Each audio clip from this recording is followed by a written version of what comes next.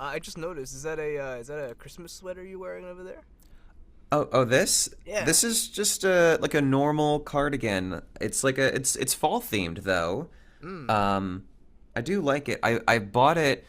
Um, I found it at a Goodwill over the summer, Mm. and I was just counting down the days of like, okay, it'll be cold in LA eventually, and then I'll have a perfect excuse to wear this without absolutely sweating. Um, and it's December. It's a little chilly out, and it's perfect cardigan weather. So Oh, that's we're good. wearing it. Yeah. Okay, that's good to hear because I always heard that LA is never usually like cold. So like it's good. That's good to hear. Yeah, I mean, it depends on your definition of cold. Like right now, it's like, I mean, in the daytime, it's not really that cold. If you're in the sun, it'll get like, low 70s. But at night, it gets to like, high 30s, low 40s. That's Fahrenheit, by the way. I know you don't use that Yeah. system. But for folks watching who know, Fahrenheit, that's what we're dealing with. Fahrenheit isn't a good system. I wish I learned the Celsius system. It makes more sense. 0 is freezing, 100 is boiling. That makes more sense.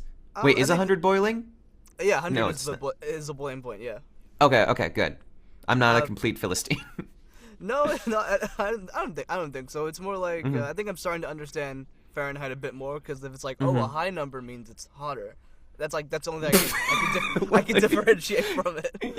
Well, I think the same is true in Celsius also.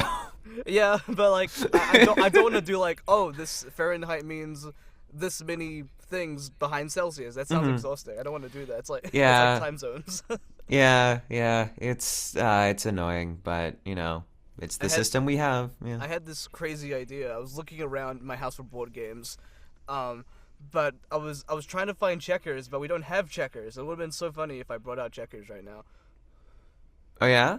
Well, Yeah. I mean, I would have had to have checkers too, Oh. for us to play it.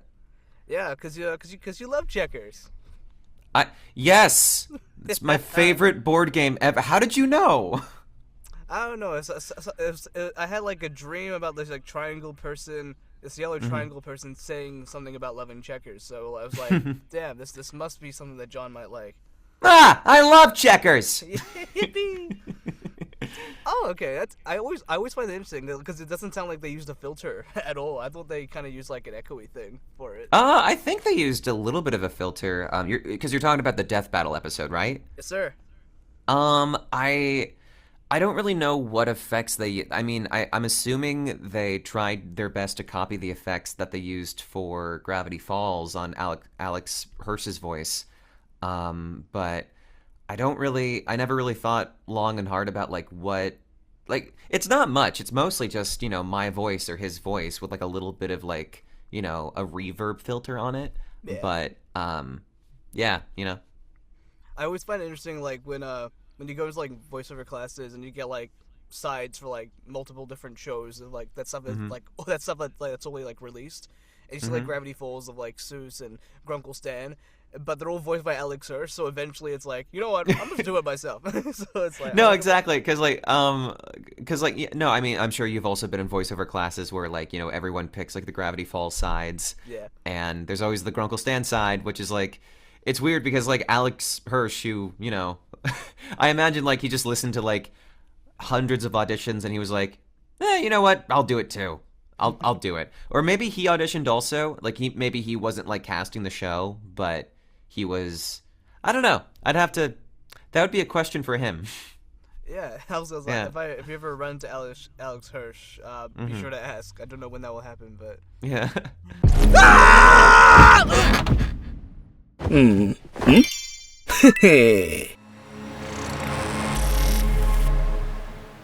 Welcome back, everybody. Now this is my amazing segue into starting. Perfect. But welcome to the season finale of season 4 of OverVoice. And today we have the amazing John Patneaude with us today. John, thank you so much for coming on, and feel free to introduce yourself, my friend. Oh yeah, hi. Well, thank you, Vikram, for having me. Hey everyone, my name is John Patneaude. I'm a voice actor based in Los Angeles. I mostly work in anime, dubbing, games, audiobooks. You might have heard me. Let's see. I'm forgetting my entire my entire filmography. Let's see. Oh, I'm Udius Felgear in Yu-Gi-Oh! Go Rush. For any for any gotcha fans, I'm in Arknights. I play Bryophyta. In Cookie Run Kingdom, I'm Doael. I was the original voice of Kanichi in Genshin Impact. In terms of other anime, I'm in the Ranma One Half remake. I hesitate to bring this up just because I will be able to announce it 5 days from when this interview is recorded, but I don't know when this is going to be released. Oh, it'll definitely be 5 days from more than 5 days from now, for sure. More than 5 days? Okay. I trust you then. Yeah, I for those of you watching season 3 of Record of Ragnarok, I voiced Nikola Tesla. Oh, what the fuck? Congratulations! That's awesome. Yeah, yeah. So that'll be a fun, that was a fun thing. Yeah, there's other stuff that I've done that I cannot remember I was gonna bring because up I was gonna bring up like Beyblade or something. Oh yeah, Beyblade. Thank you. I play Genry in Beyblade. That's fun. Hell yeah. Yeah. Yeah, but seriously, dude, thank you again for coming on. It's I really do appreciate it. And, Yeah, thank you again for having me. Of course. And yeah, I guess we'll start things off with like what got you into voiceover initially, and how's your journey been so far? Well, obviously it's been pretty great so far from What? what I'm hearing, but yeah, would love Well, to hear your there's ups and feedback. downs. Ups and downs for sure. Yeah, of course. Let's see. I mean, it started in high school because high school was when I really got involved in theater. I had appeared periodically in like little theater productions run by schools, in elementary schools and middle school, but it wasn't until high school where I'm like, okay, I want to like seriously take acting. I want to take acting seriously. So I got involved in the theater department, and I did every spring musical that we did at my high school. We did The Wedding Singer, we did the Addams Family musical, we did Annie, we did Shrek the musical. Oh wow. Yeah, and I was pretty dead set on auditioning for theater school, and like the path that I envisioned for myself was, okay, I go to theater college, I try to give the whole Broadway thing a chance, and then hope that television and movie producers notice me, and then I get to work in movies and TV because I thought that's how it worked. I mean, no, you're totally not wrong. No, I mean that's what I heard from other interviews from other actors and stuff. But I will say also during high school, that's when I got involved or became more of a fan of anime and video games, and specifically voice actors for those projects. I got into, like, back when they were called Funimation. I really loved like a lot of the Funimation actors. I was a really big fan of Overwatch. That came out when I was in high school. And specifically, I started to learn, oh, this one person appears in like this project, this project, this project, and this project. It's like the same group of like 20 to 30 people, because this was back when voiceover wasn't as popular as it is now. Yeah. And however, I don't think that really sparked my want to do voiceover, because at the time I thought, oh, well, based off the interviews that I would see with these people, they would talk about, oh, well, I pursued a theater career or an on-camera career, and voiceover was something that I fell into. So I just assumed, oh, well, I guess I have to pursue a theater career or an on-camera career, and then someone will ask you to do voiceover. That's what I thought. And I ended up not going to college for theater. I auditioned and I got into a school, but I didn't really have a lot of faith. My parents didn't have a lot of faith in me that was a good idea. So instead, we compromised. I went to an arts college. I went to Ringling College of Art and Design, and where I majored in motion design, which, for folks who don't know, motion design is ostensibly, it's graphic design mixed with animation. If you've ever seen a title sequence or like a lower third in the bottom of of like a documentary frame where they say someone's name and title. That's what we did, and that's what I did, and that's what I went to school for. And I was so near the end of my first semester, I was so sad and so depressed, and I missed acting so much. And it was during my winter break that I started rewatching a lot of, old anime and old cartoons, and also a lot of old Newgrounds animations, Oh wow. and like a bridge series that I loved when I was in high school. And then, like, the thought occurred to me that, oh, these people who recorded these fan projects, they did it from their home. They did it then and there. I don't have to, like, wait for someone to give me an opportunity. I can do this now. And eventually I came across the big catalyst for me was Crispin Freeman's, who is, he's in Hellsing Ultimate. He's Winston in Overwatch. Terrific actor. Excuse the sirens in the background. No, that's all good. Yeah. But I discovered his podcast, Voice Acting Mastery, and that gave me a, a great comprehensive guide on how to start voiceover. He gave me a list of resources. He led me to D. Bradley Baker's website, iwanttobeavoiceactor.com. He talked about the Voice Acting Club, which is this ProPorts forum that I joined, and started, doing open casting calls. And for the first year, I really didn't get anywhere. I didn't really know what I was doing. I was so afraid to talk to anyone. But eventually, after about a year, I finally found my footing and found a little community of people that I could talk to, and getting my feet wet, and slowly but surely learning this craft. And to sort of time skip a few years, I think I found voice acting club in about 2017, and then in 2020 the pandemic happened, and that's when I was stuck at my parents' house, and I dedicated a lot more time to VO, and that's when I started booking a lot in like the independent voiceover space. Yeah. Specifically, I did a lot of indie visual novels. That was Nice. sort of the hot thing in 2020, and yeah, I that was like, I feel like that was the first year where I'm like, oh,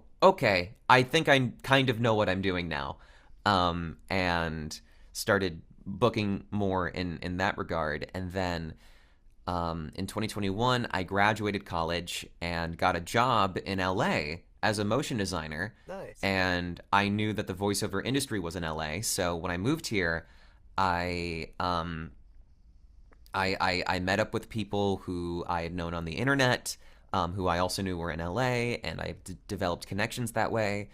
And then eventually, after about a year, I looked into an agency, Atlas Talent, who's still my agent today, and they began a freelance period with me.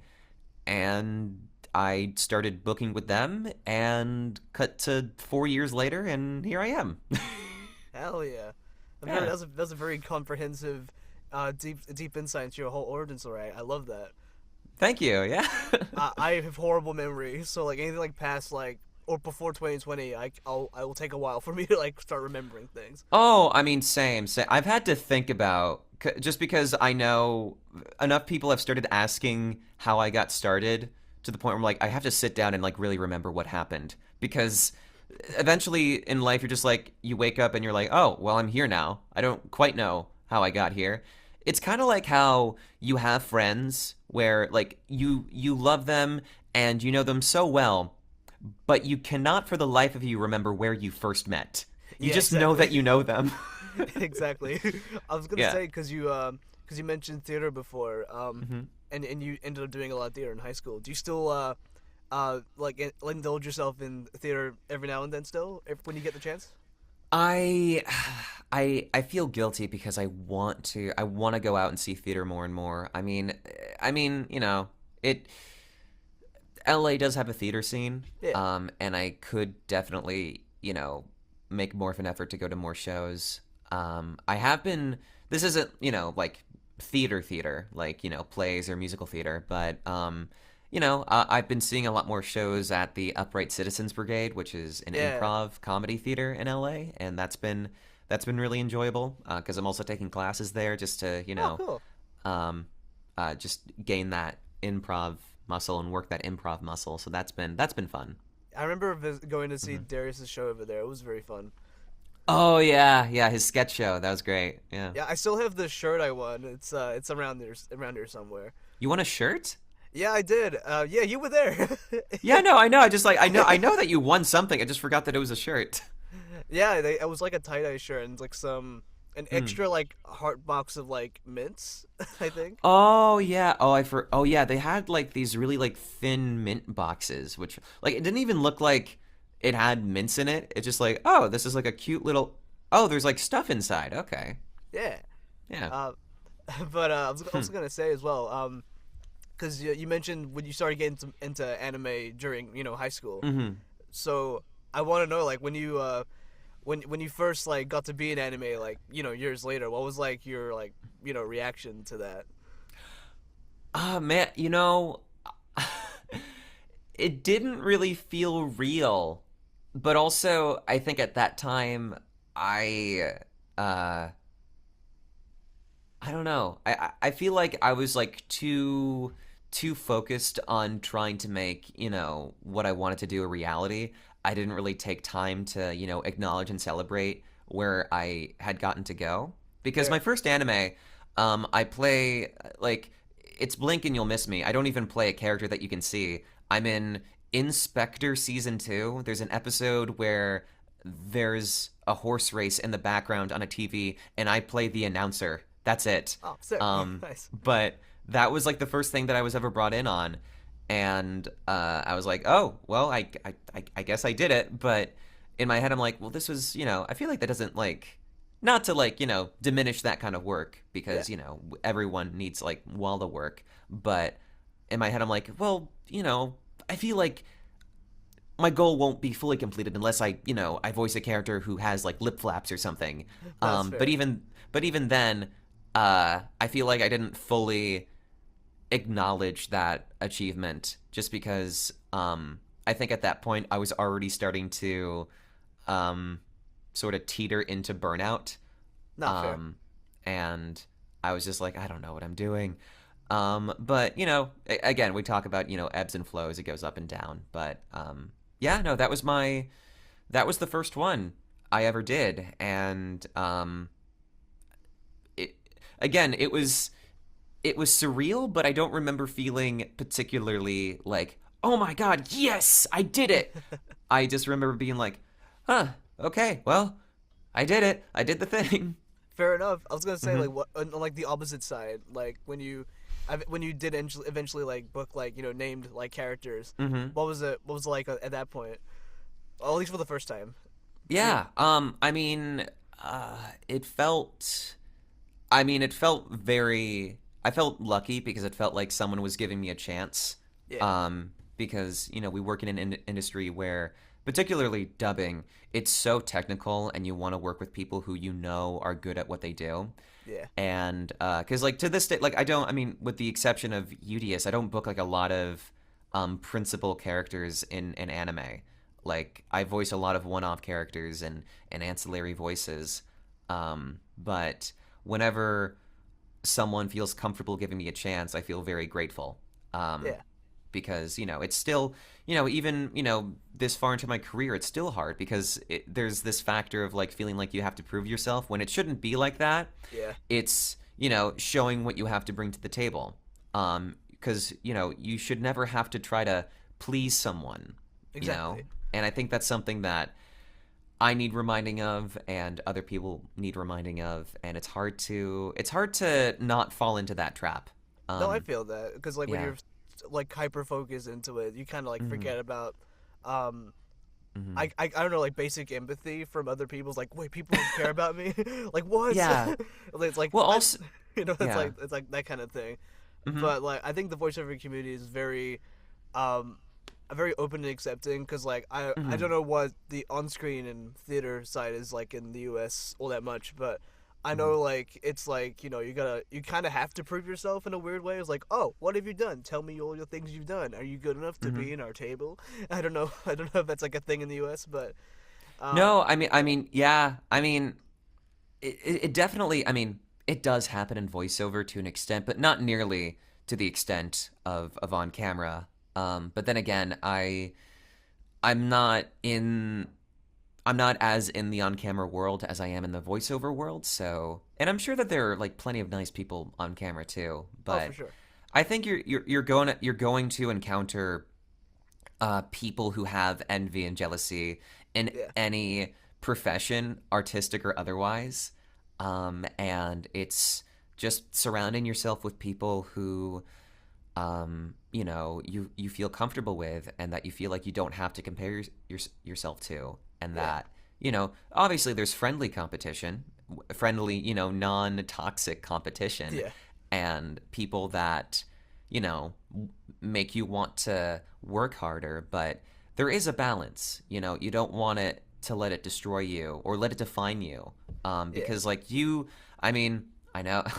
I, I know I'm going to sound like a motivational poster, but you are enough. You're Exactly, enough because you are a human being, and you don't need validation through voiceover credits. exactly. Yeah, yeah. Yeah, you shouldn't define your self worth over something like that's like super linear, like mostly out of your control most of the time. Hmm. And yeah, another person's success shouldn't like define your failure. I guess it Exactly. really Yeah, shouldn't. But yeah. Their like, I told success is not your failure. Exactly. exactly. Plus, it's like Hmm. because like envy and jealousy will definitely like come through. Like it's Hmm. like everyone feels it, especially like in an industry like this. Oh yeah, no, But I'm not saying that like don't feel like they're human emotions. You're gonna feel them, but yeah, you can't let it like let it affect you, but don't let it define you. If that exactly. makes Yeah, sense. it's got Yeah. yeah. You can feel what you feel, but just don't like Hmm.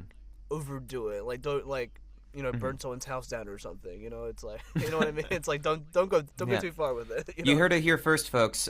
We condemn arson. Don't do it. Yeah. No arson. Everything else on the table. No, I'm kidding. Every other crime is on the table. I was gonna say as well.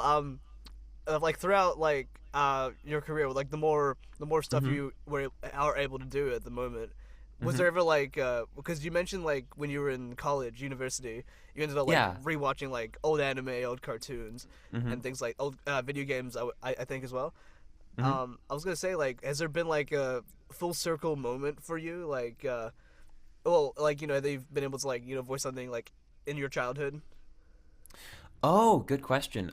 Yeah, actually, I loved the original Ranma One Half dub, Oh, like the nice. Ocean dub that came out, like back in the '90s. And when I got auditions to be in the new one, I was like, well, for one, I wasn't at my home studio. I was at my parents' house, and I had Oh, like no equipment with me. I ended up having to rush order in this. I think I have it somewhere. Let me find it. Um, oh, here it is. I had to rush order in this microphone. It oh is a wow. Rode. Um, I can't find the model number, but it's a Rode mic that has a USB C port right Hmm. here, and it's meant to go at the bottom of your iPhone or your iPad. And that's what I knew I needed something. I needed something that was like a shotgun mic, to remove any as much background noise as I could. And I remember that's what I used to record my Ranma audition. I had auditioned for male Ranma, and I knew, I, I knew this was my one shot. I couldn't do it in time when I got back home, so I did it. I didn't really expect much, but I was very thankful that they decided to cast me as a Shingo and some other additional voices. And Nice. that felt like a full circle moment because it's such a beautiful looking show, and it's so funny, and I'm honored to be a part of it with like so many other great actors, Valeria Rodriguez, Fred Tatasciore, Josh Keaton's in it. It was an absolute that felt like a full circle moment for sure. Hell yeah, because I haven't seen much of like the old show, but like I've seen like bits of the new show, and like the difference between like the old one and the new one's like night and day. It's crazy, but I still like that the new show still has like it still stays true to like the original style, which I appreciate. Yeah, because the new show is also supposed to be more faithful to the manga. Because I think, Yeah, I could be wrong, but I think back when they were producing the original anime, the manga had come out only a few years prior, so it did that thing that anime does where it catches up to the manga, and they have to, tell a bunch of filler stories to allow the manga to catch up. I also wanted to ask as well. This is totally unrelated, but what was it like? Being in Marvel, like the Marvel universe. Because I think you're in one of the Mystic games. Is that right? Yeah, I'm in Marvel Mystic Mayhem. I voice Thread. And that's really, it's always fun to voice a villain. So fun to voice someone who just like chews up scenery. That was crazy because that was an ASAP audition. So I got the audition on Tuesday. I got an email the next day saying I booked it, and then they wanted me to come in on Friday. Wow. That was all within the same week. Super quick. And that was also in a week where I was booked up on sessions and my voice was like hanging by a thread, pun intended. And I was barely able to do the session because I had blown my voice out doing like a video game session earlier in the week. Yeah. And thankfully the people at Bright Skull are so accommodating. Michael, the owner and engineer there, make me some tea. And we were able to get through the day. And only like they booked me for 4 hours, but they only needed like 90 minutes of my time. Oh, nice. And we got done. By the end of it, I was so craggly and could barely talk. But we got it done, which is the important thing.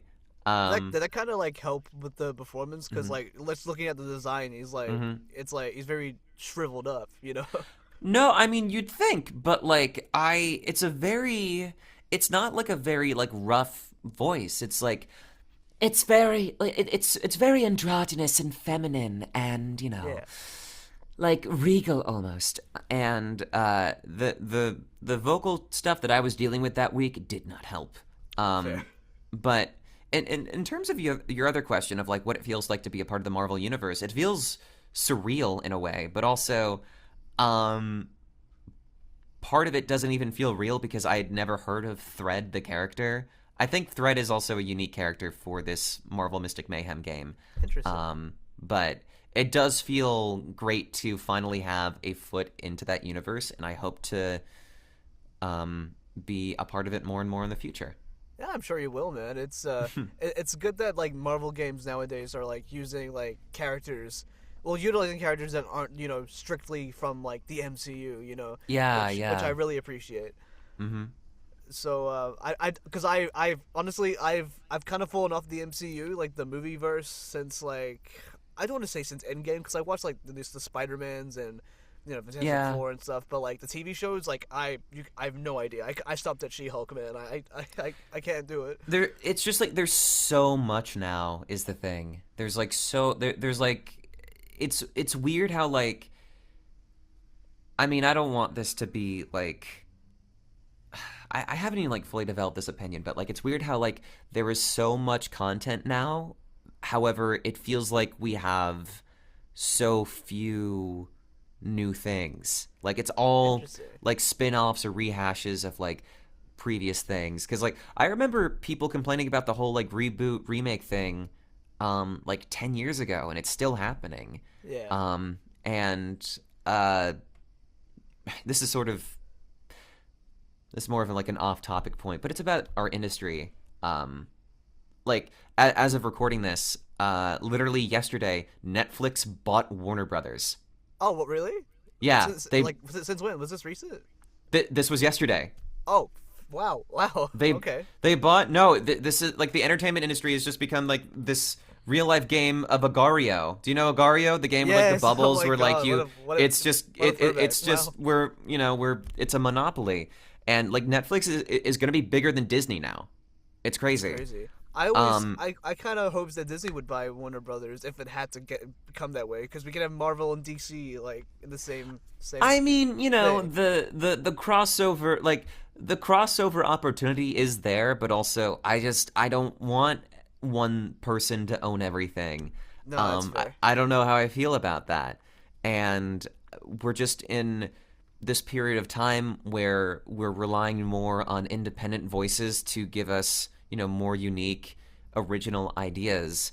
Yeah. And, I was thinking about this because there's a movie coming out. I don't know if you've seen ads for it, but it's called it's this new, I forget the name of it, but it's a new James L. Brooks movie. Hmm. And like it's a new movie coming out this month, but like it's a movie that looks like it should have been released in 2010. Like Oh, in the sense that like that's not like a knock on the movie. Like it's just like it reminded me, oh wow, we haven't like gotten a movie like this in forever. It's just been, you have, your Oscar baity movies oh yeah. and, the stuff that makes, young people happy. You have your superhero movies, you have your action movies, and then you have like this mid-budget movie that I'm like, oh wow, we haven't seen a movie like this in like forever. Oh, Because, okay. Yeah. yeah, I could talk on end about how, the mid-budget movie is disappearing, but we're that's not what this podcast is about. I mean, it could be about anything you want, man. Mm. Like, do not let it. It could be anything. It could. That's all, Do you ever folks. have a dream when When you you want you when what you you want have you when could do you do anything? anything. Thank you. No, I appreciate that. I got you. I got you out of that. Yeah.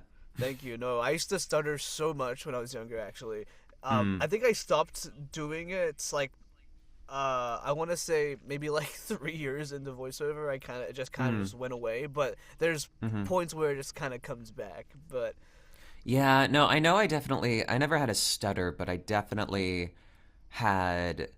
Um, I had like some speech impediment thing where it just made pronouncing certain words really hard for me. But through doing voiceover, I just gained better control of my voice. Like, yeah, I could never roll my R's until I did voiceover. really, Yeah, no, damn. I remember I got I got points deducted in my Spanish class because I couldn't roll my R's. Oh no, Yeah, damn. but I can do it now. Let's go. Spanish teacher. I forget her name. Is that bad? Is that bad that I don't remember my Spanish teacher's name? I don't think so. I mean, it depends. Like if you associate her with like a bad memory, then I think it's okay. But if you associate it with good memory, it might be a bit of a problem. But it's like it's been a while since high school. I imagine, not to call you old or anything like that, but How dare you? No, I mean, I think like in my head, I'm just like, I mean, I thought the other day, yeah, I'm just like a normal 24-year-old, adult. And then I had to stop and be like, no, you're 27. You got to stop saying that you're 24. You're not. 27's not old though. Like Spotify would disagree. They think I'm 43, but Spotify thinks I'm 75. what? That's so No, fun. because like I listened to Pet Sounds, the Beach Boy album after Brian Wilson died earlier this year. I'm sorry that I like good music from the 60s. Even so, I don't think 70s. That what the whole timeline is so weird because like if I saw like other people saying like Mhm. oh, they listen to music in like the 2010s. You must be 30. I'm like, Yeah. yes, but not really. I, Like that. I I just like good music. I did want to ask though, when you got to do Beyblade, what Mhm. was it? I don't remember if your character got to like let it rip, but if he did get to let it rip, Mhm. what was it like? Being able to say "let it rip" while recording. That must have been like really cool. Yeah, that was again, that was like a pinch me like, "Oh wow. Okay. We're doing this now." Especially because I didn't really expect to get in that show cuz I auditioned for the two leads of that show. Mm-hmm. Um and when I auditioned, I was super sick. Um Ah, yeah, fair. like I don't even remember. I had like strep throat or something. Ah, Um and I just was barely able to, squeeze out an audition. But then a few months passed and they needed to cast people like Genry and, other ancillary characters. Yeah. So they were able to bring me on for that. I will say for the Let It Rip parts, particularly just because of like how prevalent that is in the show. The way that Bang Zoom does it, at least, is after you record like 1, 3, 2, 1, let it rip, because Mhm. it's like super intense. They're just like, okay, we got one. We're just gonna recycle this anytime it comes up again, so Oh, you fair don't enough. destroy your voice. Yeah, yeah. Um, the police are after me for giving away that secret. Nah, I don't know. dude. They I heard don't know. you. Can you hear them or no?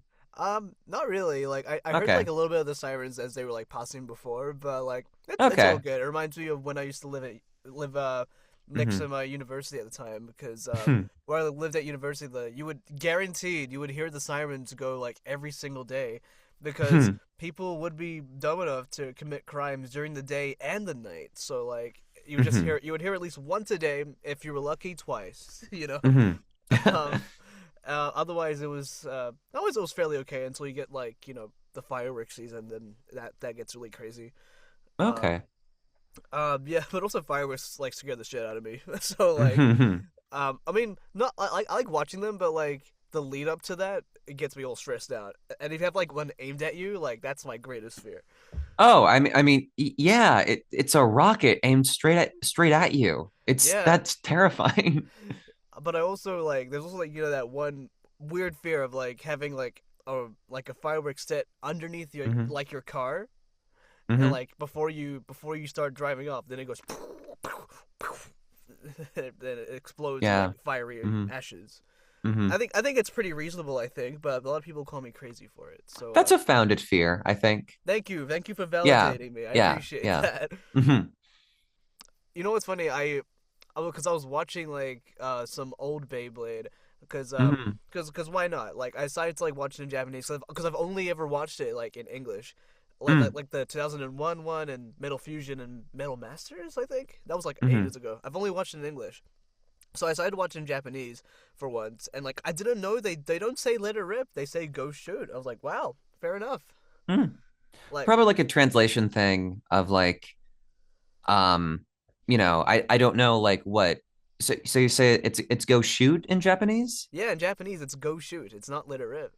Yeah, maybe I don't know, maybe just like a colloquial thing. It just Maybe. makes sense, like let it rip, like the way that like unleash like a bay. Yeah, It could also be a translation thing because like maybe. sometimes when it's translated directly from Japanese to English, it's like a little bit too long and it doesn't fit the flap quite. So you have to, sort of say a synonym version of that. No, fair enough. Yeah. I don't know. Litter Rip sounds a little cooler, but I just a little bit. Well, I think there's a charm to go Mm. shoot. But I also wanted to like ask you personally. Well, I guess not personally. It's not like a deep question or Uh-huh. anything like that. But like I was gonna say like one of the things that strikes me the most about your career specifically is like Hmm. the range of your vocal range. It's crazy. Oh my god, dude. So Oh, stop. Well, thank you. I appreciate that. so like how I wanted to ask how does like someone like yourself like maintain that because it's like I can imagine like how difficult it might be like have like have everything like at the ready at display like anytime Mhm. so like how do you like kind of hone in on like that process. Uh, I mean, I probably should take a step and, learn to take even better proper care of my own voice, considering the type of stuff that I'm brought in to do. There's a lot of rest involved. Sometimes like after, a particularly, vocally strenuous session when I'm voicing like a really big, deep dude and he's, like yelling and screaming. That's harder to Jesus Christ. do. Like yelling and That screaming scared in the shit like out of me. that voice is harder to do than someone who sounds like this, Yeah. right? It's more wear and tear on your voice. So like, I mean, you can prep all you want. You can, do all like the vocal exercises. You can stretch like typically the main thing I'll do is I'll make sure that, I'm up I'm up and around and have been awake for a few hours before doing that session, Yeah. just so like my body's warmed up. Mhm. But depending on how vocally strenuous that is, I might just have to like take a day of vocal rest. Yeah. Fair enough. Like I might just have to like not talk for a day, which is annoying, because sometimes even though we're all freelancers and we're all our own boss technically, the industry doesn't revolve around you, and Yeah. sometimes you might be needed on a day where you're not 100%. Hmm. But thankfully most people are understanding of this, and will give you grace. That said though, um the way the voices and the vocal prints that I'm able to do, I make sure that they don't hurt me. Oh, that's I good. make sure that like you're able to maintain them for hours of recording without them hurting you. Because if they hurt you after like 5 minutes, then I don't care how cool the voice is, it's not Yeah. it's It's not not a. usable. It's Yeah. not usable. Like they need you for, they might need you for like a 4 hour session, Exactly. whether that's like once every few weeks or once a week or like a few times a week. Um, I'll also say an important thing. Where the voice is coming from in your body, how it's resonating is important.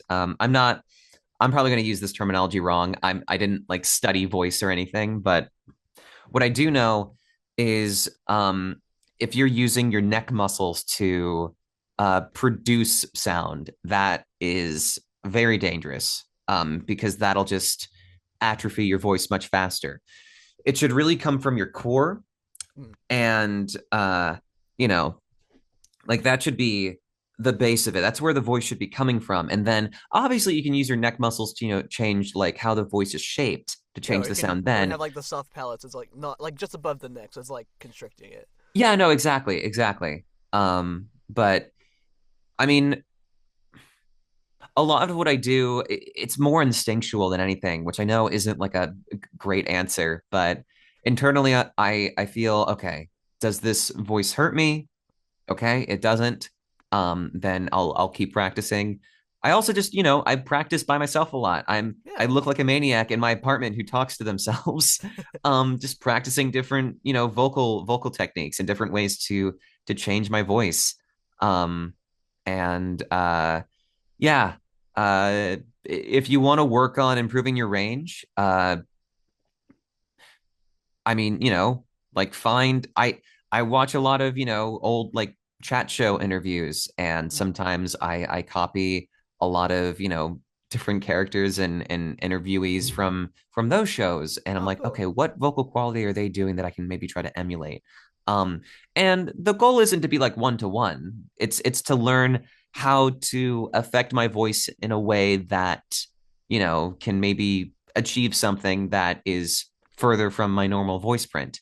And then, uh, sometimes you just wing it. Like sometimes you're Yeah. asked to do a different voice in a session.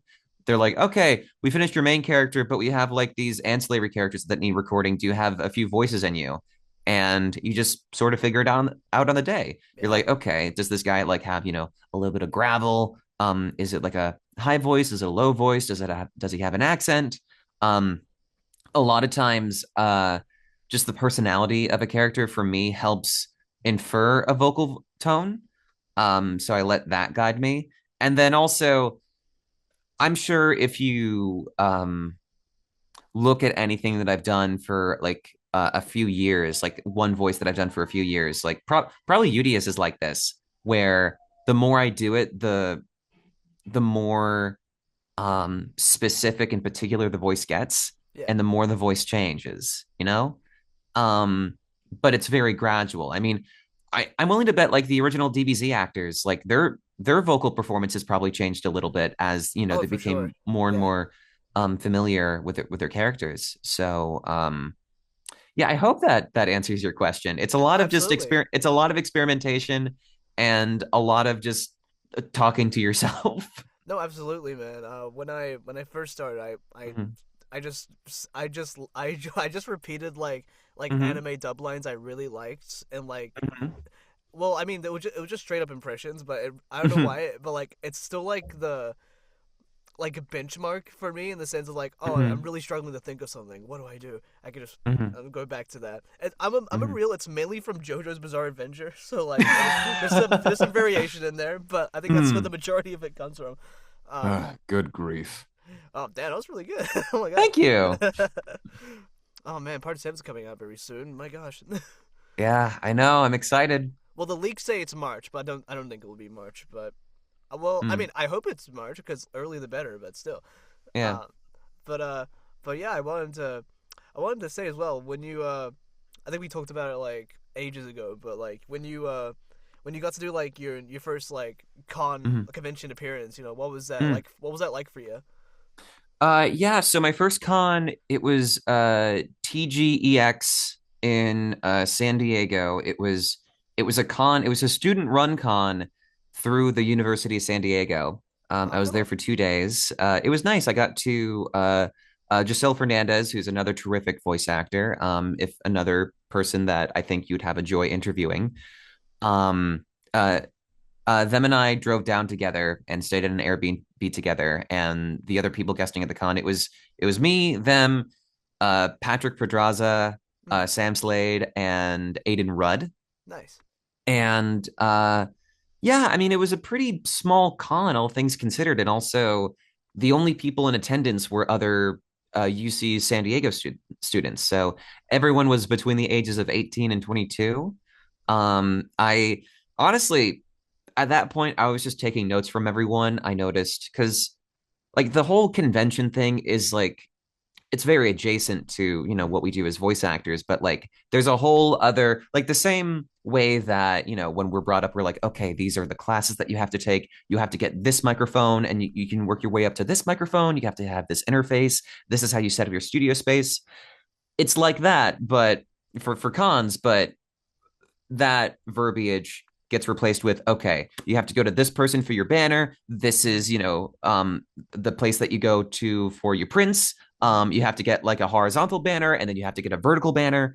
it's a yeah, whole it's a whole other like economy within this industry that we're in. So I was mostly just taking mental notes of like, okay, that's yeah. what they're doing. Maybe I can do that next time. Okay, okay, okay, cool.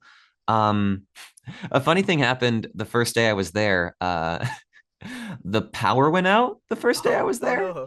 Yeah, we were there for maybe like 3 hours, and then the power went out, and we were in like a gymnasium, Oh, okay. and it was a fire hazard, or not a fire hazard, but like it was like a health hazard.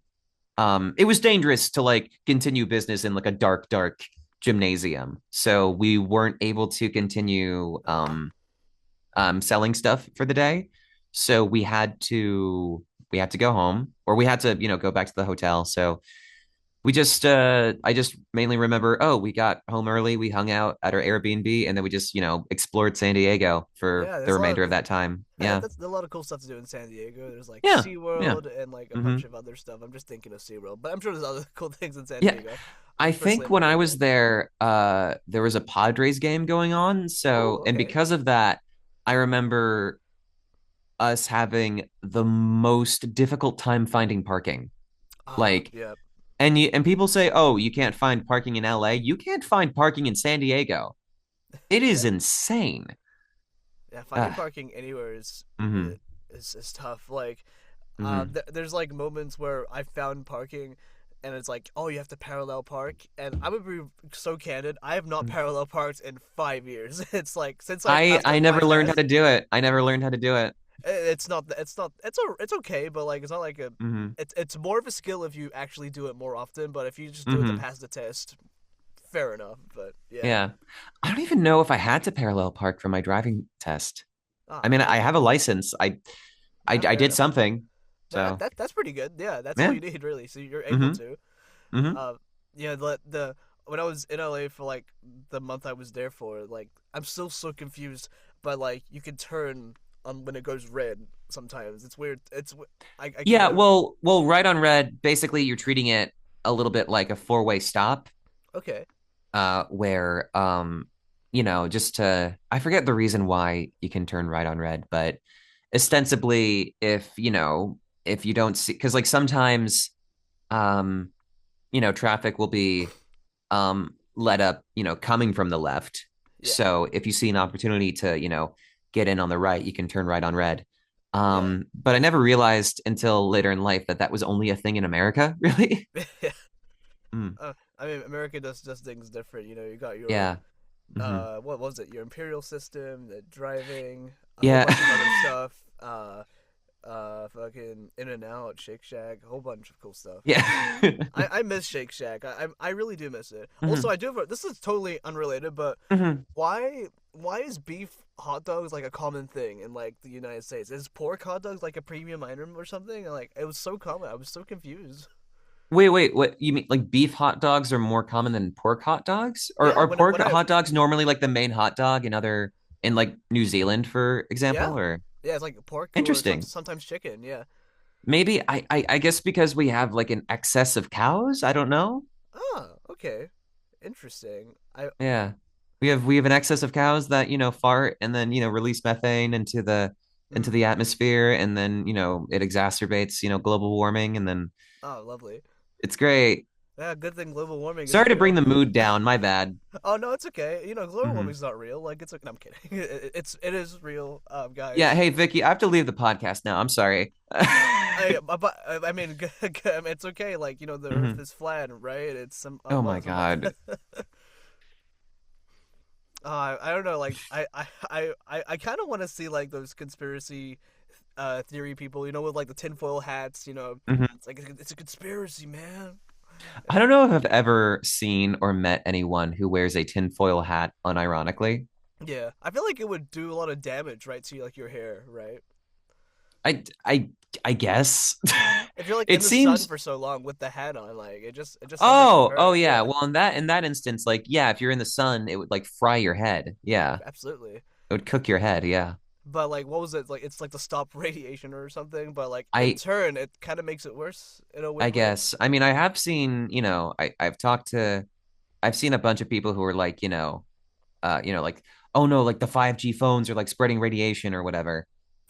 Um, and I don't fully understand how they came to that conclusion, but Yeah, phone radiation is something I don't quite understand. I can only mhm. assume it's like something from like the battery, maybe. But like that's I don't know. I mean, if it turns me into the Hulk, it's like I don't know. I don't think it'll go If it that turns you far. into the Hulk, I would assume that would be like a win-win. I don't know if it's like if it turns. I feel like being the Hulk is actually really depressing. I'm not gonna lie. It Oh, just well, true, but like but maybe you could like Professor Hulk it, and then, still have like your human mind and be in control, but have that's true. this, yeah, I don't know, but shopping would be a pain though, and picking things up. That'd be kind of that crazy. would be annoying. Yeah, yeah. My only memory of like Professor Hulk is like from Endgame, where Hmm. he's like, dab, but he does it wrong. God damn it. Well, yeah, he's like a 40-year-old man. Of course he did it wrong. No, I guess that's true. I mean, at least he wasn't, 67. Whoa. 6, Okay, I'm 7. gonna leave the podcast now. How dare you? Hey man, I love it. It's so funny because six I six. don't. 6'7" doesn't mean anything. I know it's from like a song referencing a guy's height, but like, it doesn't mean anything. That makes 69 is like at least something. I know, It but like means something. but 6, 7 does mean a lot to like the younger people now, I guess. But I don't know. I think there's more joy and charm that there's nothing behind those eyes of 6, 7. You know No, what I mean? I don't understand your generation. I really don't. I We're mean, we're we're, in the same we're in generation the same technically, generation. What are you but talking about? but like you're like a little bit younger than me, so I feel like the 6'7" thing like, affects you more, and I'm like, it's stupid. I love it, especially because people use like 6 to 7 or something like hours or something Hmm. like it's very common. So it's like oh yes. Well, yeah, no, like 6 or 7, as like, a way to measure like a broad spectrum of an amount, whether that be time or something else entirely, has Yeah. been around for centuries. But people only started making the correlation after this meme came out, and it's just I don't understand. I don't get it. You don't have to get it. You just gotta every time you hear This is six also coming from someone who unironically thinks it's funny when someone says what's 9 plus 10 and then they answer 21 and I'm like, you're so stupid. you stupid. Nah, Yeah, man. yeah. Oh man, I miss Vine. R.I.P. Vine. I hear it's coming back though, right? It's like they're gonna call I it the Vine or something. They're making Vine 2 or something, but I'm like, I mean, we'll see what it does, but I think the short lifespan on Vine for me is what made it special. Yeah, Like, are they gonna keep it to 6 seconds still? That's what I kind of hope it does. That creates more. I think it allows people to be more creative. Otherwise, TikTok's like full of slop. So it yeah. can be full of slop sometimes if you're unlucky. I mean, I don't know. We'll see. I think I'll have to read the article again, but I think Jack Dorsey promised like it's like a like AI free because like people are already offering AI completely AI generated content versions of TikTok, which makes me sad. Yeah. But It'd be really funny though if instead of the new Vine being just 6 seconds, it's 6-7 seconds. It could be either or. I'm gonna leave the podcast right now, Vicky. I'm so obsessed. I'm like, watch this be like by the time this episode comes out, maybe we'll be dead. I don't know. Maybe the meme will be dead. I don't know. I don't know. This one seems to be sticking. Actually, I have a 6-7 story for you. Oh, please. Speaking of, I was at a con, and the way that I learned about 6-7 was someone came up to me at my table and asked, "Hey, could you, as this character?" She had her phone out. Could you, as this character, could I record you, as your character saying 6-7? And I was like, "Why? What is that? I don't understand." Well, what character did she ask you to say it in? I think she asked me to do it as like Kanich or something, and I was like, okay. I think like I was weird. Like, I think I ended up asking her not to record it because I didn't know what it was, and I didn't want it to be like No, like, that's fair. That's fair. Yeah. But like I did it, and then her and her friends laughed, and then walked away, and then I turned to like my friend Jenny, who was helping me out at my table, and I'm like, what the fuck was that? And that's how we both. Jenny and I are both like elder Zoomers, and we did not understand what was going on. Oh well. It's I mean, there's always gonna be something for the new generation, I guess. I much prefer this over like fucking like Skibbity Toilet or something, where I have to like watch like so many videos to understand the lore. I know Five Nights at Freddy's was the same, but it's not the same. Is there actual Skibbity Toilet lore? Yeah, there's multiple episodes. There's like a whole lore. There's like a war arc. There's so much. There's so much that goes into it. But gun to my head, I cannot tell you like where it started from. I mean, I know I've seen like I know what Skibbity Toilet is. I haven't like I'm not invested like I am like I haven't seen Skibbity Toilet in like the same vein that I've seen the entirety of Breaking Bad. No, that's fair. Yeah. But those are two drastically separate things. I know, but like some people like it's from what you're saying. It seems like some people treat the lore of Skibbity Toilet as serious as some people treat the lore of Breaking Bad, which just I don't think it's that serious. It's I think it's more kind of similar to like Five Nights at Freddy's. Okay. In a sense where it's like all over the place, and I think people are kind of in on it. Although I did hear there was like a Skibbity Toilet movie being made, so maybe that might expand things. Yeah, Michael Bay's making a Skibbity Toilet movie. Wait, is Michael Bay's making it? You didn't know it was Michael Bay? Yeah. No, I did not know it was Michael Bay. Well, I'm actually kind of excited though. that sounds great, actually. I don't know what the update is on that, but I guess we'll find out. Yeah. Yeah, I guess we will. I also wanted to ask you as well because you lived in LA for a while now, so yeah. I was gonna say, can you pinpoint, post living in LA John versus pre-living in LA John? Like, do you see like a lot of differences when you like look back? Oh yeah, for sure. I mean, pre-living in LA, I'd never lived on my own. Period. I mean, I lived in a dorm in college, but that was about it. I never really had to pay for rent. This was also my first time living in an entirely new state all by myself. Yeah. rather like in a state where I had no other family members that I could rely on. Um, and it was my first time living alone in a city. I'd never really done that before. And I mean, I'd say for the first 6 months, it was really hard because I was just so scared of everything. I didn't really know what I was doing. And I was just terrified to leave I stayed in like an Airbnb for a while before I Yeah. found an apartment, and I was just afraid to leave. I was afraid to, go out and experience the outside world, but eventually, I broke into the city and I found, well, for one, I found a great community of people here that I feel as close to, like they feel like family to me. And I don't really, I can't really see myself living anywhere else. Like I feel so a part of this city now that anytime I leave it, I miss it because like this is like home for me now. I don't know if that'll remain the same like years from now, but um, I definitely feel like I grew into a more independent version of me, Yeah. and like a more I feel like my sense of self has because I think I used to struggle. I used to think that I didn't have like a strong sense of self, but I feel like since living here, I've I've locked into that a lot more, and I feel I feel like my individuality has definitely been, um, you know, expounded upon and detailed and has grown since I've lived here.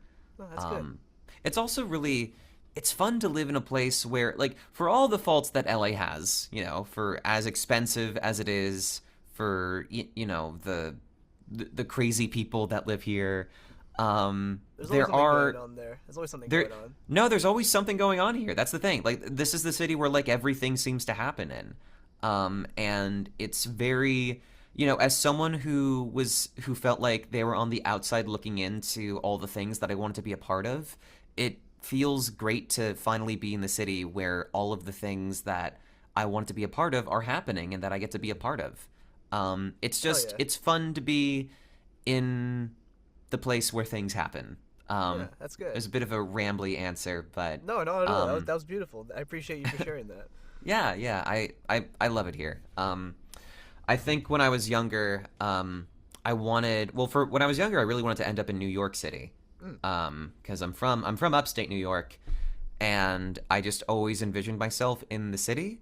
No, fair And enough. I almost moved there. I interviewed for two places during my senior year of college. I interviewed for a film company in Glendale, and then I interviewed for an arts company up in Manhattan. But I didn't get the New York job. But No, I fair. think it worked out. Yeah. I'm, I So think yeah. I think the only thing Hmm. NYC has over LA is that I think it's more walkable for sure. Definitely, from what I hear. Yeah, I mean, I make it work. I don't have a car here, and I walk and I take the Hey, bus a lot, yeah, you but I definitely make make it it work. work. Yeah, Hell yeah. yeah. Hmm. But yeah, my final question for you, John, Mm. is this one's a bit of a zinger. I like to say. Um, Oh. yeah, I was gonna say this one will be a little introspective. I think maybe I don't know, but I was gonna say throughout, I guess like as your career, but also as a person in life in Hmm. general, what keeps you going through like, because you've definitely gone through like peaks and valleys like you've mentioned before. So what keeps you like motivated and like I guess psyched up to keep on going like despite all that. Man, it's a great question. Yes. Um, I think ultimately it's that for all of for how difficult this career can be at sometimes, and for how hopeless you can feel, and for the times where you feel like I shouldn't be doing this anymore. They don't want me anymore. Whoever they is, um, for all those for all the thoughts that you have that are like that, I try to remember the moments where I felt so lucky and grateful and excited to be a part of this industry, of this profession, of like any artistic medium, whether it be voiceover or I've done like a few on camera things. I've done improv. I do music with friends. It's just I follow my passions, and I recognize that it has been good before, and I have felt like what I was doing was the right thing for me before, and I have faith that if I feel lost in the moment, if I feel lost at a current moment, if I continue pushing forward, I will find the light again. Yeah. No matter how hard it is. It's a little different now because um, I have to force my way through sometimes because I've been doing this full time for the past 2 years. Nice.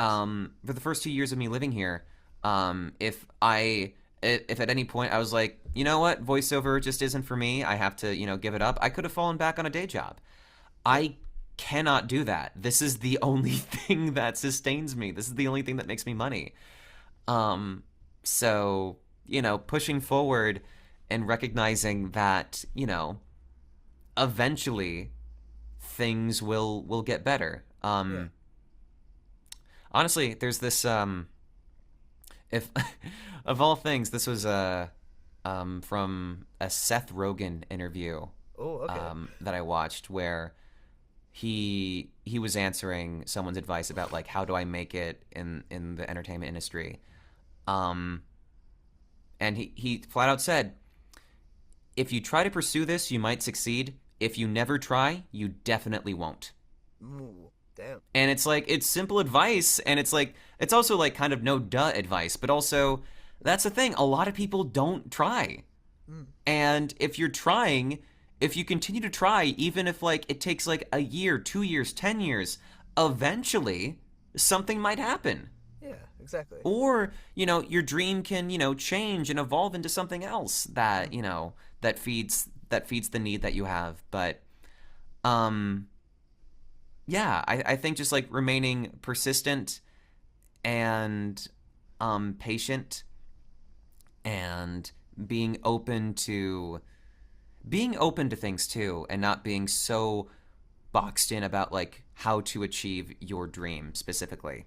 And also trying to find things outside of work that bring you joy. I mentioned music earlier. I play Yeah. bass guitar, and I have a little jam group with friends, and we've been just playing music together. We've actually like composed a few original songs, which is Nice. That's good to that hear. excites me. I never thought I'd be able to do that.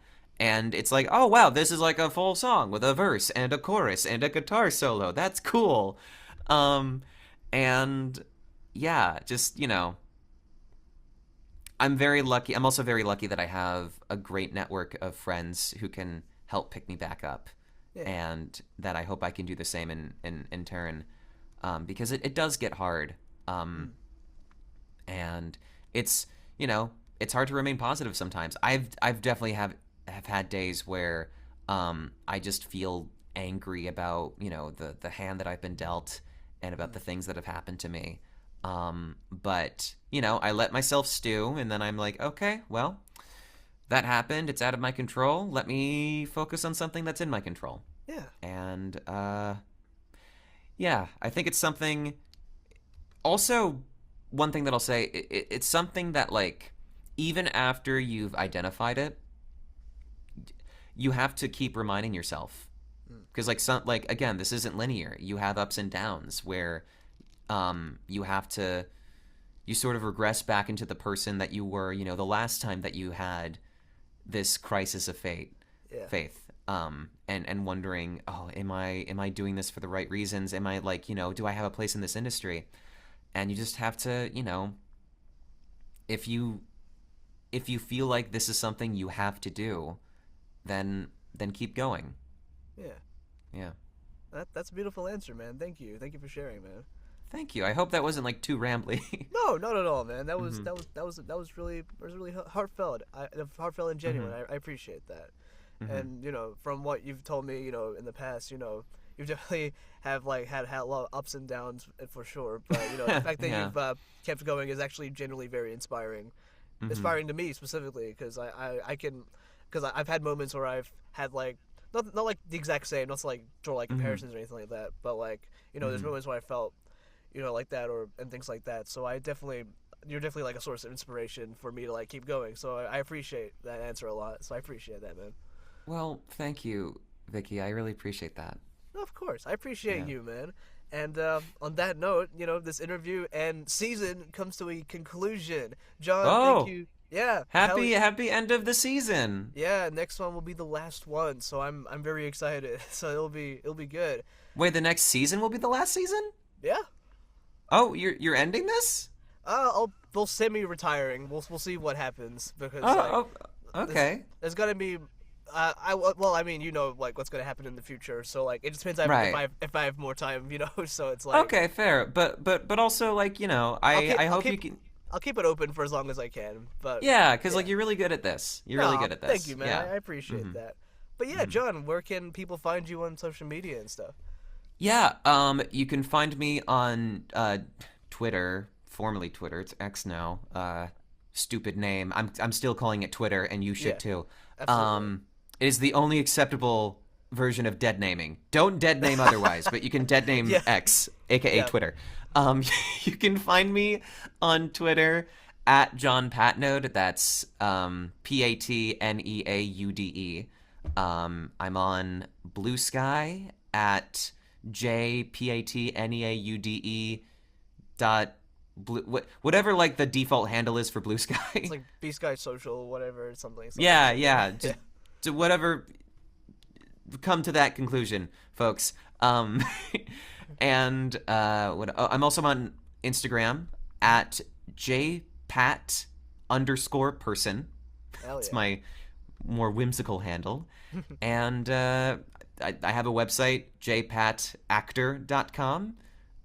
You can Google and find my IMDb and my behind the voice actors profile. Yeah, bump me up, make me like in like the top 10 again. No, I'm kidding. Hell Um, yeah. but yeah, I think that's everything. Hell yeah. Thank you so much. Nah, thank you so much for taking the time to do this. I really do appreciate it. And thank, you guys so much for watching, and we'll see you for the next and maybe last season, but we'll see how it goes. All right. All right. Bye-bye, everybody. Bye, everyone.